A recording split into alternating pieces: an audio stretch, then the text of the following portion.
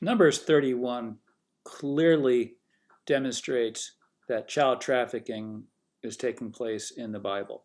This is Numbers 31:15. This is Moses asking his soldiers, "Have you allowed all the women to live? Kill every woman who has slept with a man.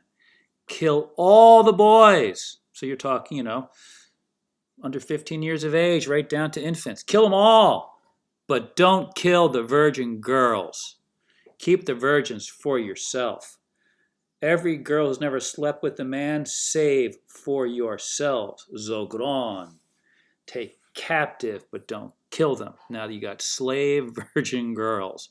That's the God of the Old Testament. That how many billions worship this false god is really incredible. So here is imagery from Wikipedia page for Numbers 31. This is the spear piercing an adult, but they in the fable that didn't happen. They pierced little children also. They murdered little boys, little infant boys. They slaughtered. It's unbelievable, absolutely unbelievable. Fortunately, we know it didn't happen. Now the problem is, several billion people think it did happen. Thomas Paine and Thomas Jefferson. This is just a terms I put in to just get an AI response. Thomas Paine and Thomas Jefferson believe the Bible was a fable about good and evil. And that's exactly correct.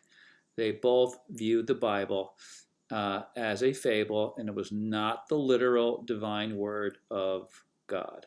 Thomas Paine made this very clear in his book that was published in 1794, so 230 years ago, 231 years ago now, Age of Reason. The Bible is a fable and a falsehood filled with impositions and forgeries, voluptuous debaucheries, obscene stories, cruel and torturous executions. So despite all this, because they stood back and took just a reader's view of it, like reading Pinocchio, you want to do what the Blue Fairy said. They read the high moral language that is attributed to Jesus. So these guys embraced what I call the yoke of Jesus, right? Become innocent, like guileless, not innocent, guileless, pure in heart, unselfish like a little child, and be wise like Socrates. So that's what the message that Thomas Paine and Thomas Jefferson got from the Bible. They both did. They both embraced the yoke. You can see what Thomas Jefferson, he created his Thomas Jefferson Bible. He took out the moral teachings of Jesus and pasted them into a little book for himself.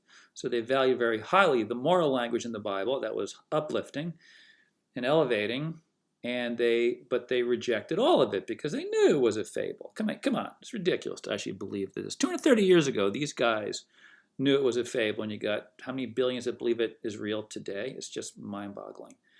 So here is Numbers 31:15 again. I already did that. Okay, so what we're going to do is we're going to keep all the girls. Every girl who's never slept with a man, save for yourself. Now down here it says women who've never slept with a man. But we know every woman was killed because they were girls. So 32,000 virgin girls were captured. Half of them went to the soldiers. This is the livestock that went out of all the livestock that was captured. You can see the thousands and thousands of sheep, cattle, and livestock in the fairy tale. The virgins whose parents were killed, 16,000, were given to the warriors. And Yahoo, the fake god of the Bible, got 32 virgin girls for himself along with this livestock. And this feudal lord also got 16,000 shekels of gold. So what does this tell us about the God of the Bible? Well, first of all, you can see Moses kills all the Midianites except for the virgin girls, 2 years old and older, whatever it was. I mean, it didn't happen, of course, but that's the story. So what does this tell us about this Yahoo, feudal lord of the Old Testament that never existed? It tells us that Yahoo, in this book, is a god of what? Lust. Keep the virgins. Greed. Gold. Murder. Kill them all. Now, what else did this Yahweh, fake god, love? We are told in the Old Testament. What else?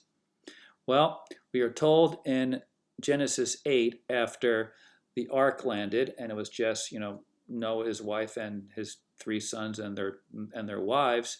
So the first thing that Noah did was he built an altar, a grill, to the Lord, and took the finest clean animals and burnt them, because this Yahoo guy, he loves virgin girls, gold, murder, and the pleasing aroma of burnt flesh.